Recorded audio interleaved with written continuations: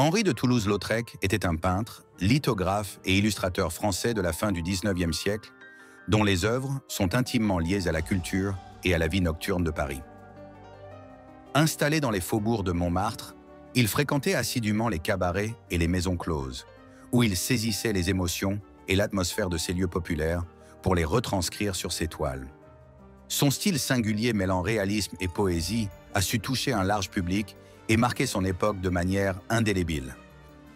En explorant quelques-unes de ses œuvres emblématiques, nous allons tenter de comprendre les raisons qui ont conduit Toulouse-Lautrec à s'intéresser à la culture populaire parisienne. Henri de Toulouse-Lautrec naquit le 24 novembre 1864. Fruit d'un mariage consanguin, il est le fils du comte Alphonse Toulouse-Lautrec et d'Adèle Tapier de Céléran. Dès son plus jeune âge, sa grand-mère Gabrielle le décrit comme un joyeux petit diable, toujours prêt à faire les 400 coups. Vers l'âge de 7 ans, Henri commence à se plaindre de douleurs intenses aux genoux et de maux de tête récurrents. Ses parents, profondément inquiets, consultent plusieurs spécialistes. Mais les nombreux traitements prescrits s'avèrent inefficaces. Petit à petit, son corps se transforme.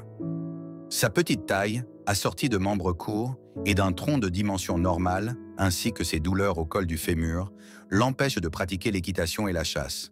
Ces activités, si chères aux hommes de sa caste, l'éloignent indirectement de son père et de ce monde élitiste. L'inaction forcée à laquelle il est condamné contribue probablement à stimuler son goût pour le dessin et favorise sa vocation de peintre. En 1881, il décide alors de faire son propre chemin dans le monde. Comme chaque homme se doit de le faire, écrit-il à sa mère. Peu à peu, Toulouse-Lautrec s'éloigne de sa famille et finit par s'installer à Paris pour rejoindre l'enseignement de Léon Bonnat et de Fernand Cormon. Là-bas, il y trouvera une vie de bohème et une nouvelle famille. En 1884, Toulouse-Lautrec partage son temps entre ses études dans l'atelier de Cormon et la vie parisienne.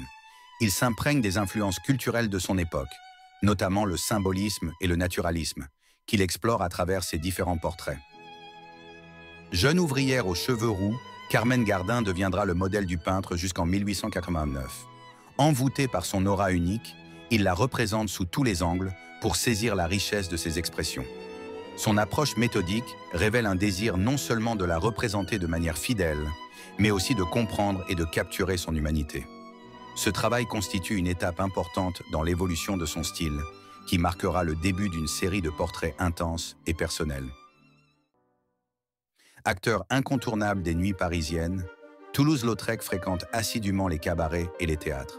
Le jeune artiste est fasciné par cet univers effervescent qui l'aide à oublier son physique singulier. Du Moulin Rouge au cabaret du Chat Noir, il immortalise à travers ses affiches les expressions du public et les silhouettes populaires de son temps. Le chansonnier Aristide Bruand, Yvette Guilbert ou encore Louise Weber, danseuse du French Cancan plus connue sous le nom de la Goulue. Ses compositions avant-gardistes révolutionnent l'art de l'affiche et de l'illustration qui participent au développement de l'art nouveau. Dans ce tableau peint en 1894, Toulouse-Lautrec nous transporte au 6 rue des Moulins à Paris, à proximité de l'Opéra Garnier. Cet endroit, appelé la Fleur Blanche, était un établissement réservé aux prostituées qui, sous le règne de Napoléon III, étaient obligées pour des raisons de santé et de morale de vivre dans un cadre réglementé. Cette œuvre nous propose un regard intime et sans artifice. Des femmes dans des tenues légères, assises sur des sofas, semblent patienter avec une lassitude palpable. L'une d'entre elles, habillée de la tête aux pieds, nous fixe avec un regard bienveillant. Il s'agit de la mère Macrel qu'on appelait Madame. En regardant sur la droite, nous apercevons une femme coupée par le cadre. Sa tenue légère laisse penser qu'elle dévoile ses atouts à ses clients potentiels. Pourtant, il n'en est rien, car une autre œuvre de Toulouse-Lautrec nous permet d'affirmer qu'il s'agit probablement d'une inspection médicale qui leur était imposée afin de conserver leur accréditation. Le point de vue qui place le spectateur à la hauteur des femmes assises découle non seulement de la petite taille du peintre, mais aussi de sa volonté de les traiter sur un pied d'égalité, abolissant ainsi toute hiérarchie visuelle. Le rouge grenat des sofas, symbolisant la passion et la sensualité, attire immédiatement notre regard et permet de mettre en contraste les traits des visages et la couleur blanchâtre des silhouettes, accentuant le mutisme de ces femmes.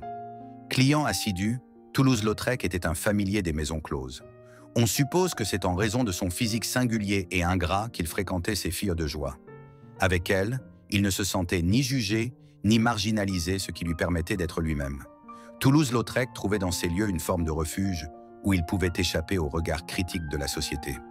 Les femmes qu'il rencontrait dans ces lieux devinrent des sujets récurrents de ses œuvres, qu'il illustrait avec une humanité profonde. À travers ses représentations souvent critiquées pour leur audace et leur franchise, Toulouse-Lautrec donne une voix aux personnes souvent marginalisées et mal vues par la société. Assis, le buste redressé, la main gauche fermement posée sur la hanche, Toulouse-Lautrec se présente vêtu d'un grand chapeau orné de plumes d'autruche et d'un boa de fourrure blanc.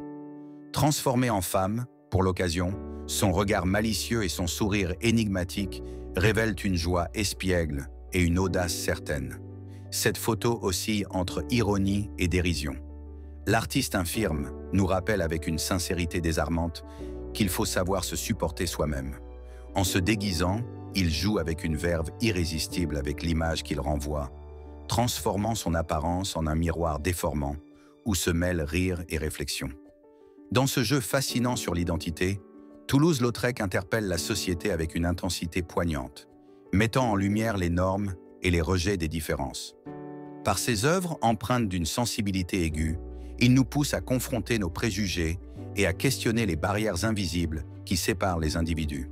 À travers ses portraits saisissants, ses scènes sur le monde de la nuit, il dévoile avec une force évocatrice la douleur et la complexité des personnes exclues, tout en nous invitant à une réflexion profonde et émotive sur l'acceptation de soi et des autres.